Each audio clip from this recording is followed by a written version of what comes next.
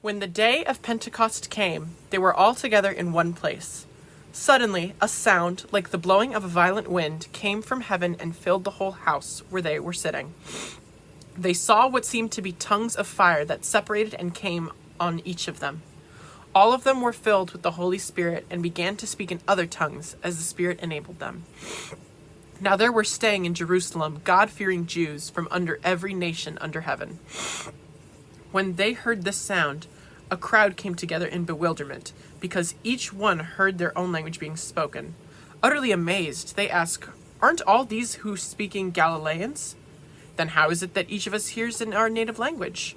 Parthians, Medes, and Elamites, residents of Mesopotamia, Judea, and Cappadocia, Pontus and Asia, Phrygia and Pamphylia, Egypt and the parts of Libya near Cyrene, visitors from Rome, both Jews and converts to Judaism, Cretans and Arabs, we hear them declaring the wonders of God in our own tongues." Amazed and perplexed, they asked one another, "What does this mean?"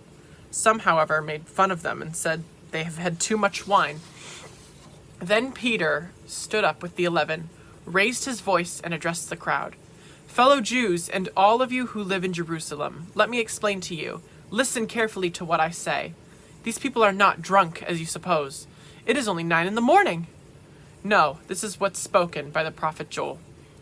In the last days, God says, I will pour out my spirit on all people. Your sons and daughters will prophesy. Your young men will see visions. Your old men will dream dreams. Even on my servants, both men and women, I will pour out my spirit in those days, and they will prophesy.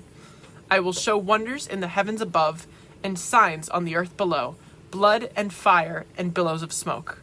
The sun will be turned to darkness and the moon to blood before the coming of the great and glorious day of the Lord, and everyone who calls on the name of the Lord will be saved.